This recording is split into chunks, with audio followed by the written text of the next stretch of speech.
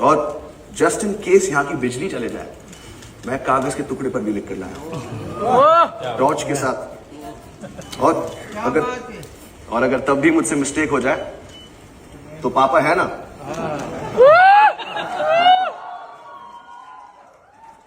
और अगर इस सब के बाद भी मुझसे गलती हो जाए, मुझे प्लीज माफ कर देना, ये मेरा फर्स्ट टाइम।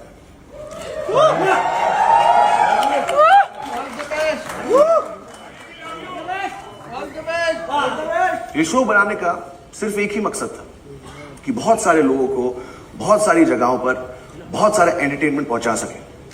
4 साल की मेहनत, अनगिनत डिस्कशंस और हजारों टेक्स के बाद ये शो अब फाइनली रेडी है। और मैं उन लोगों को थैंक यू बोलना चाहता हूं जिनके बगैर ये शो बनाना नामुमकिन था।